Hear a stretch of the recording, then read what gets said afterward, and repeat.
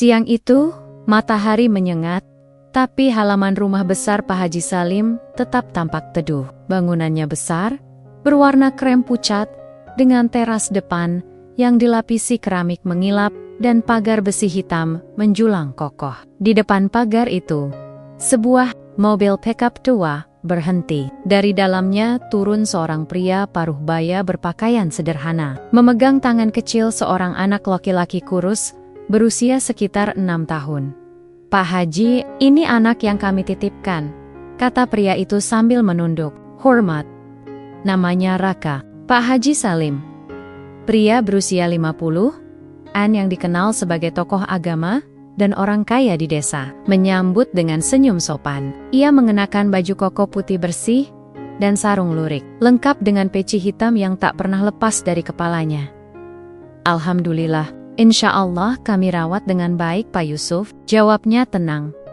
Raka hanya diam, menggenggam erat tas kecil berisi beberapa potong baju. Matanya merah, bukan karena marah, tapi karena ia baru kehilangan ayah dan ibunya dalam kecelakaan 2 bulan lalu di panti asuhan. Ia belum benar-benar pulih, namun kini harus kembali berpindah tempat ke rumah seseorang yang belum pernah ia kenal sebelumnya. Warga yang melihat mengangguk penuh kagum. Beruntung sekali anak itu tinggal di rumah Pak Haji. Pasti hidupnya berubah jadi lebih baik, bisik seorang ibu pada temannya di pinggir jalan.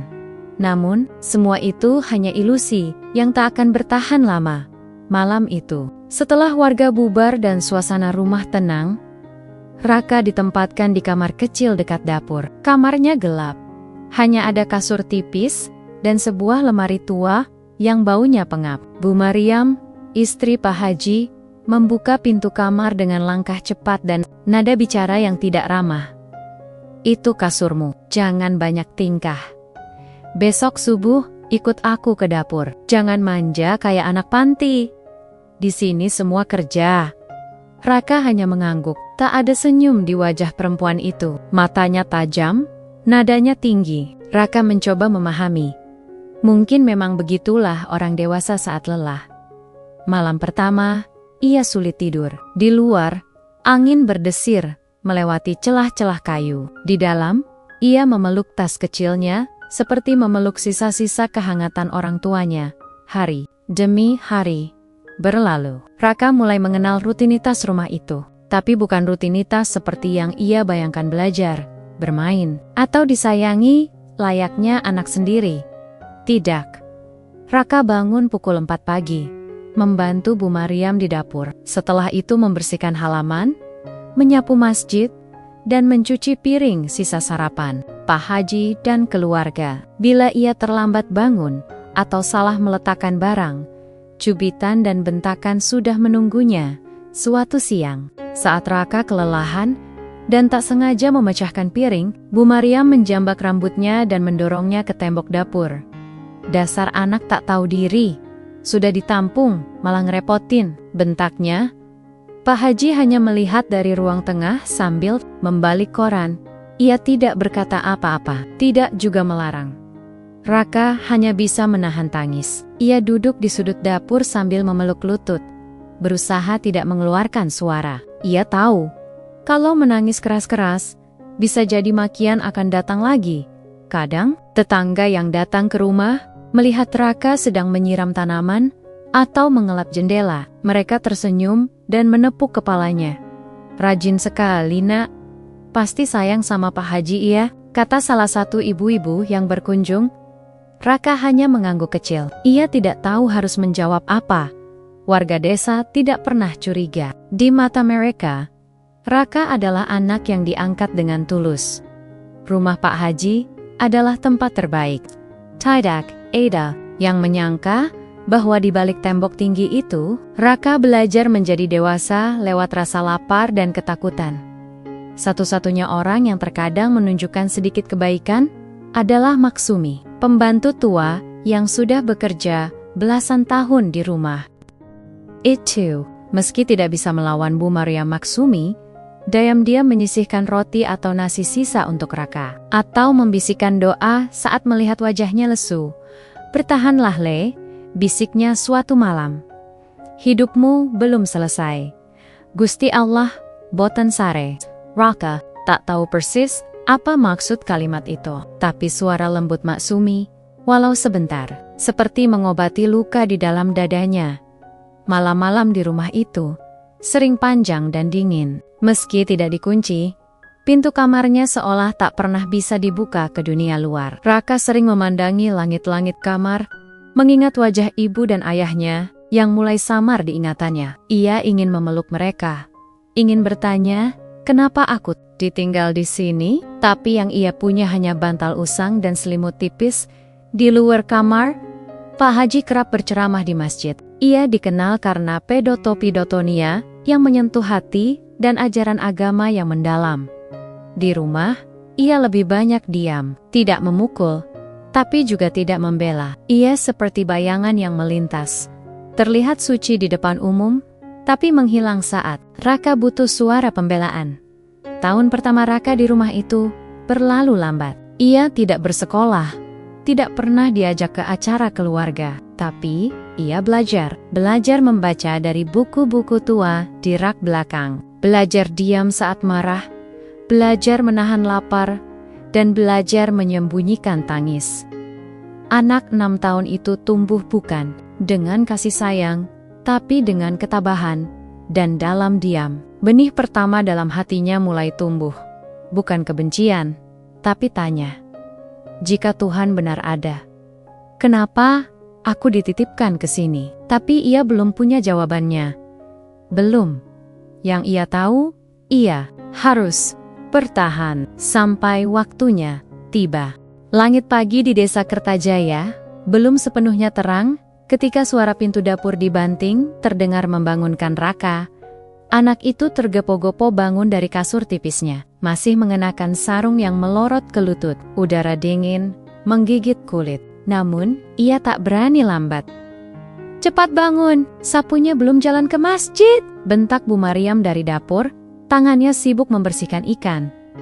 Raka mengangguk kecil dan segera mengambil sapu ijuk. Ia menyusuri halaman rumah besar itu, lalu melangkah ke masjid yang letaknya hanya beberapa rumah dari tempat tinggal Pak Haji.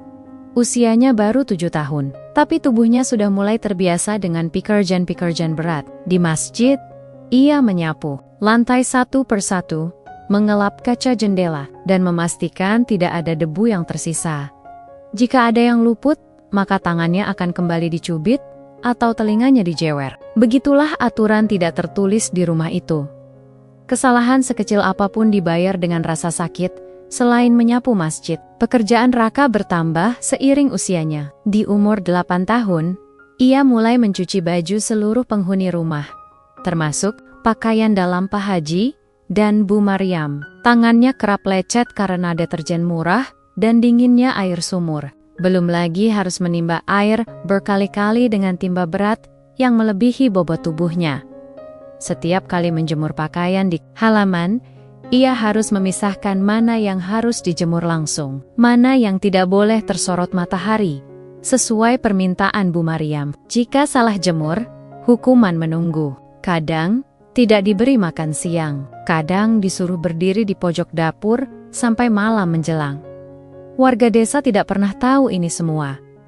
Mereka hanya melihat Pak Haji Salim sebagai panutan. Setiap Jumat, pria itu berdiri di mimbar masjid, suaranya mantap membacakan ayat dan hadis. Setiap ada kegiatan sosial, ia menjadi donatur utama. Anak-anak mengidolakan beliau, ibu-ibu menyebutnya wali kampung. Tak ada yang percaya bahwa di balik rumah megah dan gelar dermawan itu, ada anak kecil yang tubuhnya penuh lebam tersembunyi di balik baju lusuh. Raka pun belajar menyembunyikan luka. Ia mengerti bahwa diam adalah pelindung. Setiap temu datang, ia memasang wajah datar, menunduk, dan menyuguhkan teh tanpa suara. Ia tahu caranya berjalan tanpa suara di lantai kayu agar tidak menimbulkan amarah. Ia juga tahu cara mencuci piring tanpa bunyi beradu, karena jika terdengar berisik sedikit saja, Bu Mariam akan muncul dan berteriak. Pekerjaan paling ia benci adalah memandikan kambing. Setiap 2 kali seminggu, ia harus menggiring 2 ekor kambing peliharaan Pak Haji ke pinggir sungai kecil di belakang rumah. Kambing-kambing itu agresif dan tak jarang menanduk atau menendangnya. Namun, jika Raka kembali dengan kambing yang masih kotor, hukumannya menanti. Bau tubuhnya pun kerap membuat anak-anak di sekitar menjauhi dia jika lewat di jalan. "Anak kambing, bau pesing," ejek seorang anak tetangga saat melihat Raka lewat sambil membawa ember penuh sabun. Ia hanya diam tidak membalas. Karena satu-satunya yang akan marah bukan si anak itu tapi Bu Maryam. Jika mendengar ia menjawab balik, di rumah itu tak ada pelukan, tak ada ucapan ulang tahun, tak ada makanan hangat yang disajikan untuknya. Ia makan sisa. Kadang kalau Rizal anak kandung Pak Haji yang manja dan sok kuasa tidak menghabiskan makanan, baru Raka bisa menikmati sepiring nasi utuh. Jika tidak, ia cukup dengan nasi keras yang menempel di panci. Namun di tengah semua penderitaan itu, ada satu sosok yang dayam-dayum menyelamatkan Raka dari tenggelam, Mak Sumi. Perempuan renta itu adalah pembantu yang sudah ikut keluarga Pak Haji sejak sebelum Raka lahir. Wajahnya penuh keriput, tubuhnya bungkuk, tapi matanya masih tajam. Meski ia tak bisa membela secara terang-terangan, ia kerap menyisipkan sedikit lauk di bawah nasi Raka, atau mengelus kepala anak itu saat Bu Maryam tak melihat. "Ngono ya Le, sabar yo. Kadang Gusti Allah ngasih ujian paling gede buat bocah-bocah, paling kuat," bisiknya suatu malam, sambil menyuapkan sisa semur ayam ke mulut Raka. Anak itu hanya mengangguk. Ia tidak sepenuhnya paham makna kata kota maksumi, tapi ia tahu rasanya tidak sendirian. Raka tumbuh dalam sunyi. Ia tidak pernah diajak berbicara hangat, tidak pernah ditanya, "Apa cita-citamu?" atau "Apa yang kamu suka?" Ayah mendengar perintah dan teriakan, namun di dalam dadanya, sesuatu mulai terbentuk. Ketahanan. Ia mulai menyusun hari-harinya seperti ritual. Bangun, bekerja, diam, makan sisa, tidur. Tidak menangis lagi. Rasa takut berubah menjadi kebiasaan. Luka berubah jadi kulit keras. Dan lambat laun, Raka tidak lagi membayangkan hidup di luar rumah itu. Ia hanya ingin bertahan, hari demi hari. Satu malam di usia 9 tahun, Raka sedang duduk di dapur sambil mencuci kaki setelah memberi makan kambing.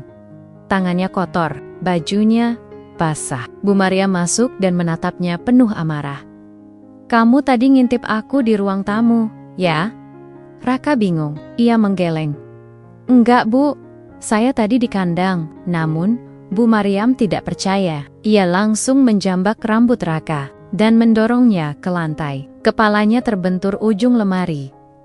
Pak Haji melintas di lorong. Ia menoleh sebentar, lalu masuk ke kamar tanpa berkata sepatah kata pun. Raka hanya bisa terbaring di lantai dapur, menahan sakit di kepala, memejamkan mata ropet-ropet, berharap rasa itu segera hilang. Malam itu Maksumi diam-diam datang ke kamarnya. Ia membawa air hangat dan handuk kecil. Ia mengusap pelipis Raka yang memar. "Le, aku ngerti, awakmu kuat. Tapi janji ya, nenek gede nanti, ojo lali. Jangan lupa nak, saat kamu besar nanti." "Lali apa, Mak?" bisik Raka, hampir tak bersuara. Mak Sumi menatapnya. Matanya berkaca. "Lali nenek awakmu pernah diperlakukan sekaya ngene. Tapi, ojo lali nenek awakmu kuat. Iso ngubah nasib." Raka tidak menjawab. Tapi kata-kata itu diam dalam dadanya, seperti bara kecil yang pelan-pelan tumbuh jadi api. Dan meski tangan-tangan yang menyakitinya tak terlihat oleh dunia luar, ia mulai paham bahwa bukan hanya tubuhnya yang diuji, tapi juga jiwanya. Hujan turun pelan malam itu. Rintiknya menari di atap seng, menciptakan irama monoton yang biasanya membuat Raka cepat terlelap.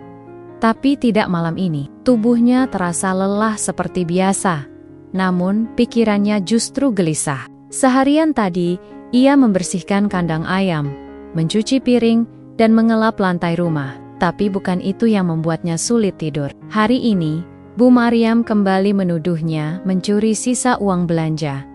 Dasar anak tak tahu diri, sudah numpang hidup, masih punya niat maling, bentaknya sambil melempar sendok ke arah Raka. Ujung sendok itu menggores pelipisnya, meninggalkan bekas yang kini perih setiap kali terkena keringat. Raka duduk di kasur tipisnya, memeluk lutut. Cahaya lampu dapur yang rimeng-rimeng masih menyusup dari celah pintu, memberi sedikit bayangan pada dinding kamarnya yang lembab. Ia memandangi langit-langit kosong, lalu matanya tertuju ke bawah ranjang kayu milik Maksumi yang terletak berdampingan dengan kasurnya. Maksumi sedang menginap di rumah saudaranya di kampung sebelah selama 2 hari. Kesempatan itu membuat rasa penasaran Raka muncul. Sejak lama ia sering melihat Maksumi menyelipkan sesuatu di bawah kasurnya, kadang dibungkus kain, kadang dalam amplop lusuh. Ia tak pernah berani bertanya, tapi malam ini rasa ingin tahunya menang. Dengan pelan, Raka merangkak mendekati ranjang kayu itu. Tangannya menyusup ke sela-sela papan bawah, meraba sesuatu. Ujung jarinya menyentuh sebuah bungkusan kain kecil. Ia menariknya pelan. Isinya, beberapa surat lusuh yang diikat dengan tali rapia usang. Raka membawa bungkusan itu ke pojok kamar. Jantungnya berdebar saat membuka satu persatu surat yang tertanggal belasan tahun lalu. Sebagian besar adalah surat pribadi dari teman lama Maksumi. Tapi, satu di antaranya membuat matanya terbelalak. Sebuah amplop coklat pudar bertuliskan, "Kepada Yes, Bapak Haji Salim, D atau A, Desa Kertajaya, terkait penitipan Ananda Raka." Tangannya gemetar saat membuka lipatan kertas di dalamnya. Tulisan tangan rapi itu langsung memicu ingatan samar dari masa lalunya wajah Pak Yusuf, kepala panti yang menjemputnya dulu. Dengan hormat, kami titipkan Ananda Raka, usia, tahun, yatim piatu, agar diasuh dan dididik sebagaimana anak sendiri. Kami percaya, di bawah bimbingan Bapak dan Ibu, Raka dapat tumbuh menjadi pribadi yang saleh dan berpendidikan. Kami titipkan juga harapan agar ia mendapat hak yang sama seperti anak-anak lainnya. Kasih sayang, pendidikan, dan perlindungan. Semoga Allah membalas kebaikan Bapak sekeluarga. Yusuf, kepala panti asuhan Al-Ikhlas. Raka membacanya berkali-kali. Perlahan, matanya memanas. Tubuhnya gemetar, bukan karena dingin, tapi karena sesuatu yang baru saja meledak di dalam dirinya. Selama ini, ia mengira memang tak punya tempat. Ia percaya nasibnya adalah jadi pembantu seumur hidup. Tapi, surat ini membuktikan sesuatu yang berbeda. Ia bukan ditakdirkan jadi budak. Ia disia-siakan. Ia bukan anak buangan. Ia korban janji yang dikhianati. Tangannya mengepal. Surat itu nyaris diremas. Namun, ia urungkan. Ia lipat rapi dan sembunyikan di balik kausnya. Tak ada yang tahu ia membaca ini. Dan tak ada yang boleh tahu. Tidak sekarang. Pikirannya melayang. Ia membayangkan bagaimana hidupnya seandainya ia disekolahkan seperti Rizal, anak Pak Haji. Ia membayangkan duduk di bangku kelas, memakai seragam, membawa buku, mendengar gurunya bercerita tentang dunia luar, tapi yang ia tahu hanya sabun cuci, sapu ijuk, dan bau kandang.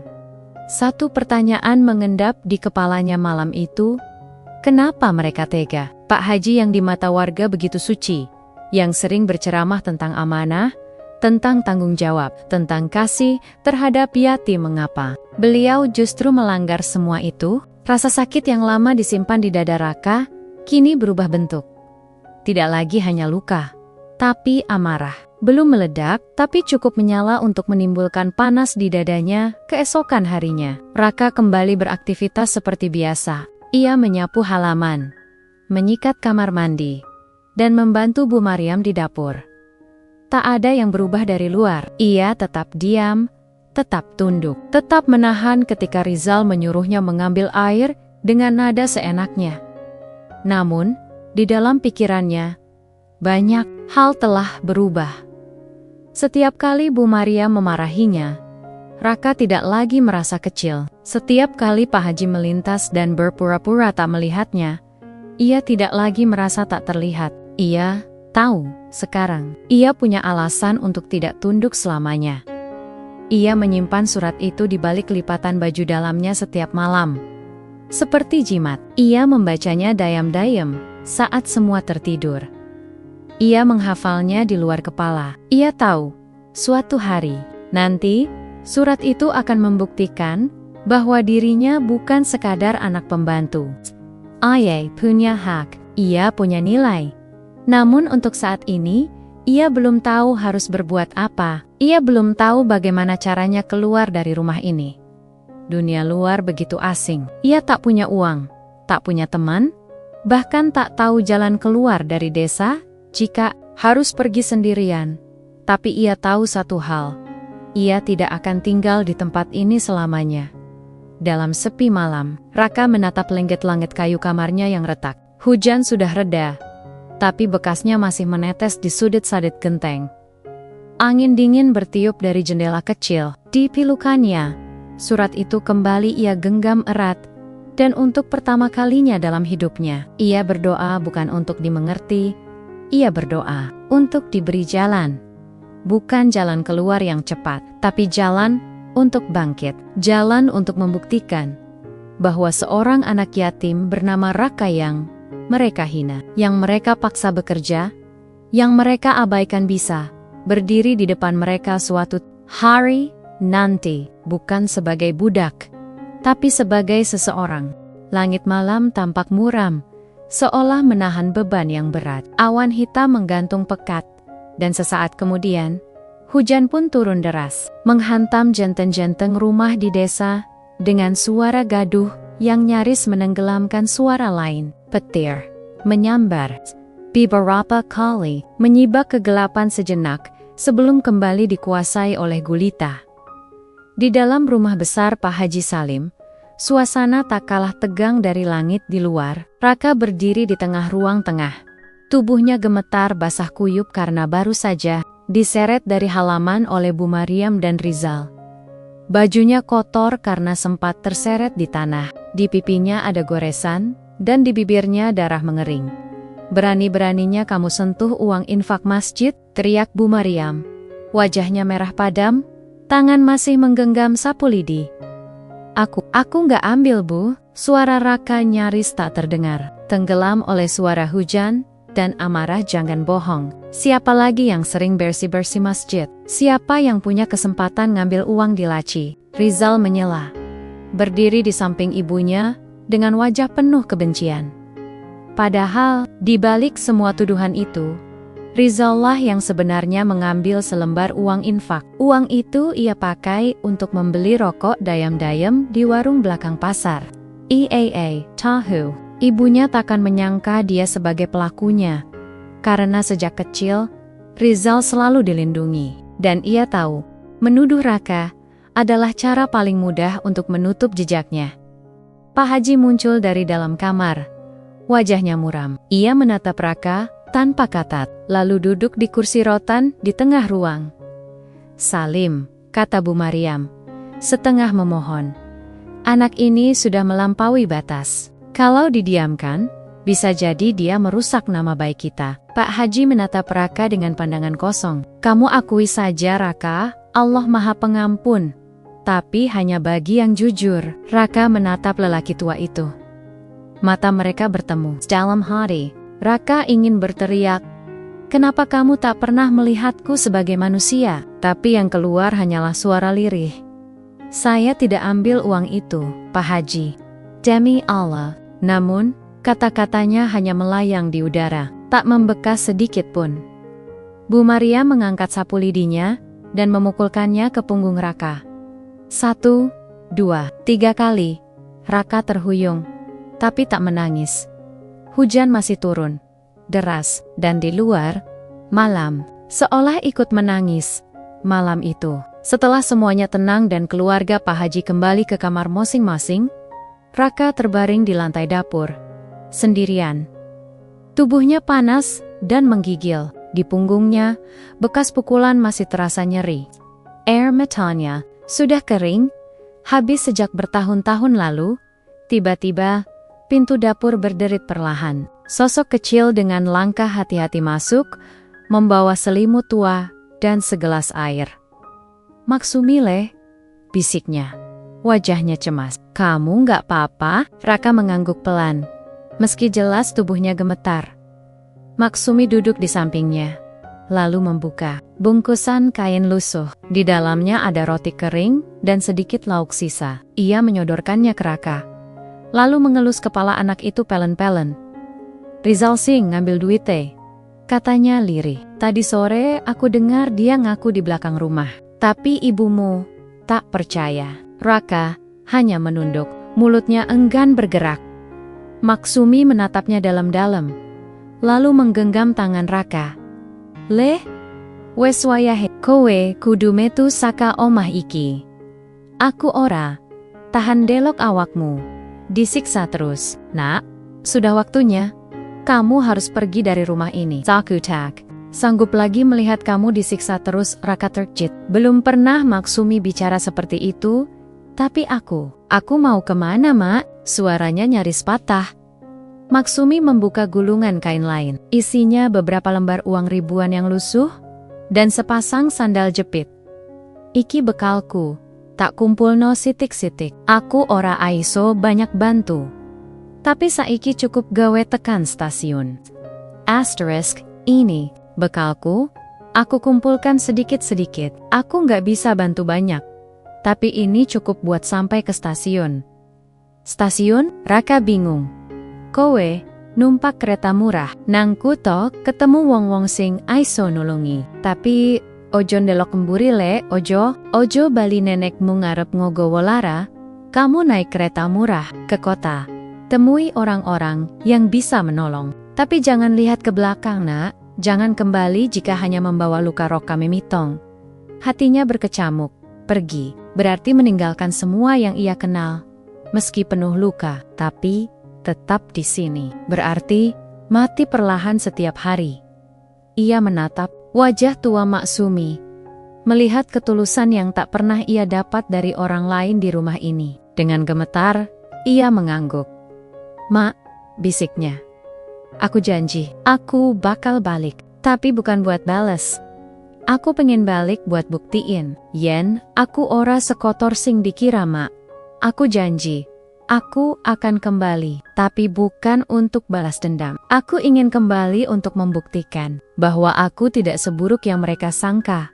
Mata Maksumi berkaca. Ia menarik Raka ke dalam pelukan, memeluknya seperti seorang ibu memeluk anaknya yang pergi jauh. Hangat, singkat, tapi cukup untuk menyalakan nyala kecil dalam dada Raka.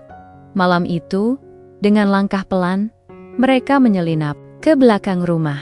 Gerbang kecil di samping kandang ayam dibuka perlahan. Hujan masih deras, tapi Raka tak peduli. Ia mengenakan baju bekas dan sandal jepit, membawa plastik berisi bekal Maksumi, sebelum benar-benar melangkah ke jalan setapak menuju jalan utama. Raka menoleh sekali lagi ke arah rumah besar yang berdiri megah dalam gelap. Rumah tempat ia dibesarkan, disiksa, dan dijatuhkan berkali-kali di dalam sana. Orang-orang tertidur dalam hangat, sementara kebenaran dibungkam di balik dua doa palsu. Dalam hati, Raka berkata, "Tunggu aku, akan tiba hari ketika anak yang kalian rendahkan berdiri lebih tinggi dari semua kebohongan yang kalian tumpuk." Lalu ia berjalan menembus hujan, membawa luka yang belum sembuh dan tekad yang mulai tumbuh.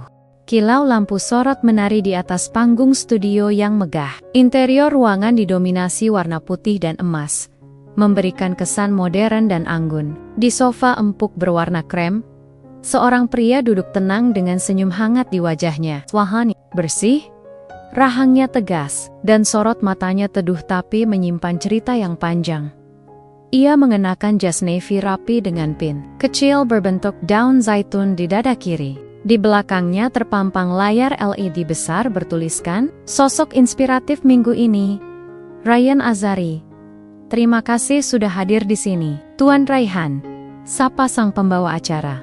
Seorang wanita paruh baya dengan gaya bicara lembut, namun penuh antusias. Anda dikenal sebagai pemilik Yayasan Cahaya Langit yang kini menaungi lebih dari 800 anak yatim dan memberikan akses pendidikan gratis hingga perguruan tinggi. Tapi, publik baru-baru ini terkejut ketika Anda membagikan kisah masa kecil Anda yang penuh luka. Raihan mengangguk pelan, senyumannya tetap, tapi matanya sedikit redup. Saya pikir, sudah waktunya. Ucapnya tenang. Banyak anak yang sekarang merasa sendiri. Seperti saya dulu. Kalau saya bisa melewati semua itu, mereka juga bisa. Tepuk tangan menggelegar di studio.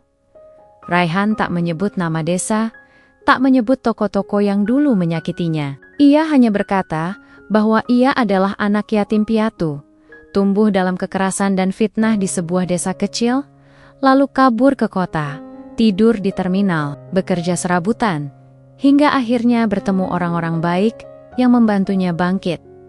Ia menyebut satu nama yang paling ia syukuri, Maksumi, seorang perempuan tua, pembantu rumah tempat saya tinggal dulu. Dialah yang menyelamatkan saya dari malam terburuk dalam hidup saya. Kalau beliau masih hidup, saya harap beliau tahu. Saya enggak lupa. Suaranya bergetar sedikit. Tayangan itu viral hanya dalam beberapa jam. Klip yang menampilkan wajah Raihan saat menyebat malam hujan dan janji untuk kembali membuktikan diri tersebar di semua platform sosial media. Warganet membanjiri kolom komentar dengan kata-kata haru dan kagum. Banyak yang mencari tahu siapa sebenarnya Raihan Azari. Sebelum ia berganti nama, beberapa hari setelah penayangan, seorang produser dokumenter dari kanal berita nasional menghubungi tim Raihan.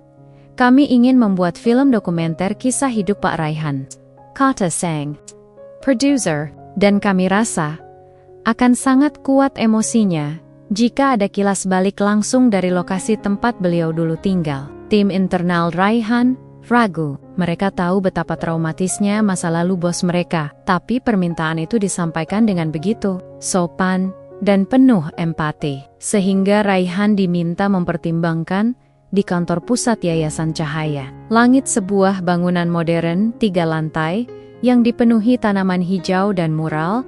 Anak-anak tersenyum. Raihan duduk sendiri di ruang kerja kaca.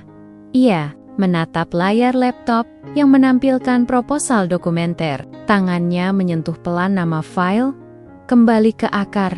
Di balik semua pencapaiannya, luka itu memang belum sepenuhnya sembuh. Tapi ia bukan Raka yang dulu. Ia sekarang Raihan Azari, pria yang membuktikan bahwa luka bukan akhir, melainkan pintu awal menuju cahaya. Ia menutup laptop, memejamkan mata, dan menarik napas panjang. Baik, katanya lirih, aku akan kembali. Tapi, bukan sebagai korban. Aku kembali sebagai bukti bahwa kebaikan selalu menang. Beberapa hari kemudian, ruang rapat yayasan dipenuhi oleh tim dokumenter. Mereka menyampaikan rencana perjalanan dengan detail tanpa tekanan, memberi Raihan kebebasan untuk membatasi mana yang boleh direkam. Kita tak perlu menyebut lokasi sebenarnya. Cukup visual desa secara umum. Jelas sang sutradara. Kami hanya ingin menangkap esensi dari perjalanan batin Anda. Raihan mengangguk. Ia sudah menyiapkan diri. Namun, sebelum benar-benar berangkat, ia berdiri di hadapan anak-anak panti yang diasuh yayasannya. Hari ini, aku pergi ke tempat di mana aku dulu dibenci, dipukul, dan dibuang, katanya jujur. Tapi aku tak membawa dendam. Aku hanya ingin menunjukkan bahwa kalian semua bisa jadi lebih baik dari masa lalu kalian. Anak-anak itu bertepuk tangan. Beberapa di antaranya memeluk Raihan sebelum ia naik mobil di kursi belakang mobil SUV hitam yang membawanya ke bandara. Raihan menatap keluar jendela. Langit Jakarta cerah, dan pikirannya melayang ke 15 tahun lalu. Saat ia berjalan kaki menembus hujan dan lumpur, sendirian, takut, lapar, tapi menggenggam satu harapan kecil, bahwa suatu hari, ia akan berarti. Kini ia membawa tim, kamera, dan nama besar. Tapi di dadanya, ia masih membawa nama kecil yang dulu hanya berarti luka. Raka. Nama itu masih hidup, hanya saja tak lagi berteriak. Kini, Ia telah menjadi Raihan Azari, sosok yang dibentuk dari pecahan luka, tapi disatukan oleh cinta dan perjuangan. Ia tak tahu apa yang akan ia temui saat kembali ke desa itu. Mungkin rumah besar Pak Haji sudah runtuh. Mungkin orang-orang tua di sana sudah berpulang. Mungkin Maksumi sudah lama tiada. Tapi ia tahu, langkah ini bukan tentang mengulang masa lalu. Ini adalah pengakuan bahwa ia telah sembuh dan bahwa luka betapapun dalam tetap bisa melahirkan cahaya jika kita berani menyalakannya. Asap tipis mengepul dari dapur-dapur rumah warga, menyatu dengan hawa pagi yang masih basah oleh embun. Jalanan desa kini tak lagi becek tanah seperti dulu. Aspal sudah melapisi sebagian besar jalan utama, dan gapura desa bertuliskan Desa Kertajaya Mandiri, berdiri megah di gerbang masuk. Sebuah mobil hitam berhenti pelan di sisi jalan. Pintu belakang terbuka, dan seorang pria turun. Jasnya sederhana, tapi berkelas. Rambutnya tersisir rapi. Tidak ada kamera yang ikut hari itu. Ia memilih datang sendiri, lebih dulu, sebelum tim dokumenter menyusul beberapa hari lagi. Raihan Azari, yang dulu dikenal sebagai Raka. Langkahnya pelan menyusuri jalan desa. Banyak wajah baru, suara baru, dan aroma yang lebih damai dari kenangan. Tapi sesuatu dalam dadanya tetap bergetar. Setiap sudut desa seolah berbicara dalam bahasa luka yang hanya ia mengerti. Tak seorang pun yang menyapanya. Anak-anak kecil berlarian, tertawa bebas, sambil bermain bola di tanah lapang samping musyola. Raihan berdiri sejenak, memerhatikan mereka. Ada yang berbeda dari wajah anak-anak itu. Mata mereka tak menyimpan takut. Dulu, anak-anak seusianya berjalan dengan bahu membungkuk dan tatapan tertunduk. Dulu, suara tertawa seperti itu nyaris tak pernah terdengar. Apalagi di dekat masjid. Ketakutan pada figur yang dianggap suci tapi menakutkan, membuat desa ini seperti penjara kecil bagi mereka yang tak bersuara. Kini, tidak lagi.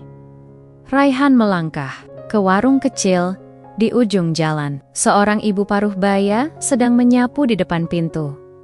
"Bu, numpang tanya, rumah Pak Haji masih di tempat yang sama?" tanya Raihan sopan. Ibu itu mengangguk, sedikit curiga. "Iya mas, tapi beliau sekarang sakit-sakitan, udah tua, jarang keluar." Raihan mengangguk. "Saya dulu pernah tinggal di sini." Wajah si ibu mengernyit. Mencoba mengingat tapi menyerah. "Namanya siapa ya?" Raihan hanya tersenyum. "Dulu, namaku Raka." Si ibu diam. Matanya mencoba membaca wajah Raihan dalam-dalam. Tapi 15 tahun mengubah segalanya. Einat, dekil yang dulu sering terlihat membawa sapu di halaman masjid itu, kini berdiri gagah dan tenang di hadapannya. "Oh, ya Allah." "Raka?" gumamnya akhirnya. Meski masih ragu, Raihan tidak menjawab. Ia hanya membalas dengan senyum yang sama, senyum yang dipakai untuk menyembunyikan luka, bukan merayakan pertemuan. Rumah besar Pak Haji masih berdiri di bukit kecil dekat masjid. Dulu tampak seperti istana di antara rumi-rama kayu biasa, tapi kini mulai rapuh, termakan usia. Cat dinding mengelupas, pagar besi mulai berkarat. Di dalam rumah, Pak Haji terbaring lemah di ranjang. Tubuhnya kurus, wajahnya keriput dan pucat. Hanya ditemani suster dan anak bungsunya yang kini lebih sering diam. Raihan tidak masuk. Ia hanya memandangi rumah itu dari kejauhan. Duduk di bangku taman kecil yang dulu sering ia sapu setiap pagi. Beberapa warga lalu lalang, sesekali melirik ke arahnya. Beberapa mulai bergumam. "Itu siapa ya?" katanya dia. "Raihan Azari, yang dari TV itu." "Loh, masa sih? Yang punya yayasan anak yatim?" Kabar kedatangan Raihan memang mulai menyebar perlahan. Meski ia belum memperkenalkan diri secara resmi, beberapa orang mulai menghubung-hubungkan dengan cerita masa lalu yang selama ini dibungkam. Sore itu, Raihan duduk bersama seorang lelaki tua yang dulu dikenal sebagai Pak Misan Marbat Masjid. Kini ia sudah pensiun, tinggal bersama cucunya, dan tak lagi terlalu terlibat urusan desa. "Mereka nggak ingat, Nak. Tapi aku ingat kamu." kata Pak Misan lirih. Suaranya parau. Dulu kamu anak paling rajin bersih-bersih masjid, tapi sering sekali saya lihat tubuhmu penuh luka. Dan waktu kamu hilang malam-malam itu, kami semua disuruh diam. Raihan menatapnya dalam. Kenapa diam, Pak? Pak Misan menghela napas panjang. Karena kami takut. Karena kami pikir itu sudah biasa. Zaman dulu, kalau anak yatim diperlakukan kasar, gak ada yang membela. Tapi kamu berbeda. Kamu pergi. Dan sekarang kamu kembali. Bukan untuk balas dendam ya. Raihan menggeleng pelan. Saya cuma ingin tahu, apakah desa ini sudah berubah? Pak Misan tersenyum getir. Sudah. Perlahan. Dulu semua tunduk pada Pak Haji. Tapi sekarang, banyak yang mulai bertanya. Ia lalu bercerita soal laporan-laporan baru yang bermunculan. Tentang dana infak masjid yang tak jelas penggunaannya. Tentang beberapa warga yang mulai berani bersuara. Tentang Rizal anak Pak Haji yang dulu menuduh Raka mencuri yang kini jarang terlihat. Dan disebut-sebut ikut terlibat dalam proyek fiktif, dana pembangunan. Raihan mendengarkan semuanya dengan tenang. Tak sekalipun ia menunjukkan emosi. Ia mencatat dalam hati, dalam pikiran. Semua informasi itu bukan bahan pembalasan, tapi bahan penyusunan kebenaran. Malamnya, Raihan duduk di kamar penginapan kecil di tepi desa. Ia menulis di buku catatannya, "Desa ini tak mengenaliku, tapi aku mengenal mereka satu persatu. Mereka bukan jahat, hanya dibutakan. Dulu, aku disakiti karena diam. Sekarang, aku diam untuk mendengarkan agar bisa bicara di waktu yang tepat." Ia menyadari sesuatu yang penting. Desa ini memang tak mengingatnya. Tapi ia tak butuh pengakuan. Yang ia butuhkan adalah keadilan yang pelen-pelen terbuka bukan lewat kemarahan, tapi lewat kebenaran yang terus disuarakan. Esoknya, ia akan bertemu beberapa tokoh muda desa. Mereka ingin mendirikan taman baca dan pelatihan keterampilan. Mereka tak tahu siapa Raihan sebenarnya, tapi kagum pada kiprahnya.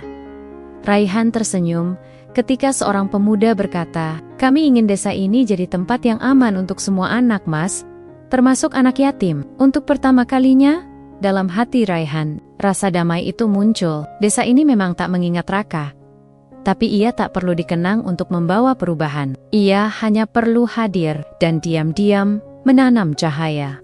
Langit di atas desa mulai berubah jingga. Angin sore membawa aroma tanah kering, dan suara azan yang pelan mulai terdengar dari surau kecil. Menggema menyayat di antara rimbunnya pepohonan dan tiang listrik tua. Raihan Azari berdiri di depan rumah besar yang dulu begitu menakutkan. Dahulu ia menyebutnya rumah kekuasaan, tempat segala ketakutan dan air mata bermula. Tapi sawar ini, ia berdiri tegak. Tak ada lagi bayangan panjang masa kecil yang menundukkan kepalanya. Pintu itu terbuka perlahan. Seorang wanita paruh baya menyambut, menunduk sopan. "Pak Haji ingin bertemu sendiri, Mas. Beliau sudah menunggu." Raihan mengangguk tanpa kata. Langkah kakinya menyusuri lorong rumah yang kini terasa lebih sunyi dari kenangan manapun. Dinding-dinding yang dulu tampak megah, kini kusam dan retak di sana-sini. Waktu memang adil. Ia mengikis segalanya, termasuk rasa takut. Di kamar paling dalam, Pak Haji terbaring di ranjang. Tubuhnya tinggal kulit dan tulang. Selang oksigen menempel di hidung. Dan matanya dulu tajam dan penuh kuasa kini sayu, nyaris padam. Tapi ketika Raihan masuk, seberkas cahaya muncul di sana. Bukan karena haru, tapi karena kesadaran akan kenyataan yang tak terhindarkan. "Raka," suara itu pelan, parau, seperti keluar dari kerongkongan penuh debu. Atau, "Rayon, sekarang, ya." Raihan menarik kursi dan duduk tanpa menanggapi. Ia menatap Pak Haji tanpa senyum, tapi juga tanpa dendam. Hanya tatapan laki-laki yang sudah selesai dengan masa lalunya. Pak Haji menelan ludah. "Berat. Kamu sudah jadi orang hebat. Semua orang bicara soal kamu. TV, koran, anak-anak muda di desa mulai cerita soal yayasanmu." Raihan tetap diam.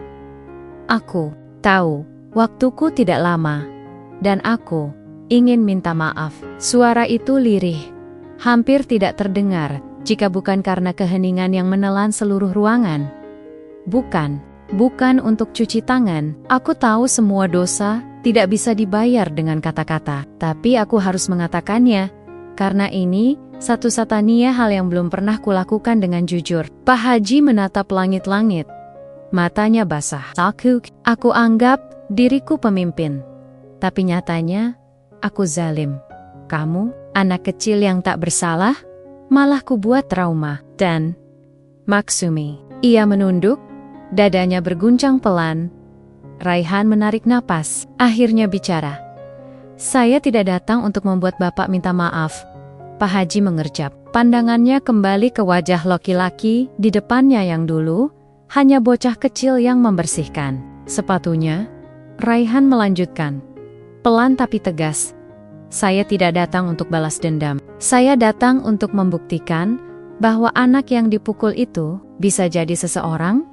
Tak ada kebencian dalam suaranya, hanya kebenaran.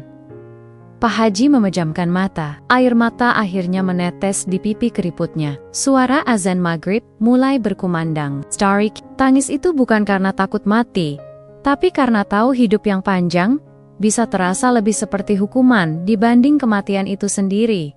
Raihan berdiri. Ia menatap kamar itu sejenak, lalu berkata pelan, saya akan bantu membangun sekolah gratis di desa ini. Pak Haji membuka mata, terkejut.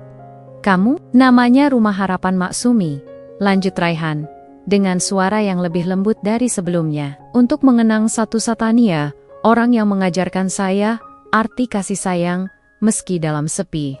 Pak Haji menangis, tapi Raihan tak menunggu jawaban. Ia melangkah keluar dengan tenang, melewati lorong yang dulu seperti labirin gelap. Tapi kali ini, semua pintu tak lagi mengintimidasi.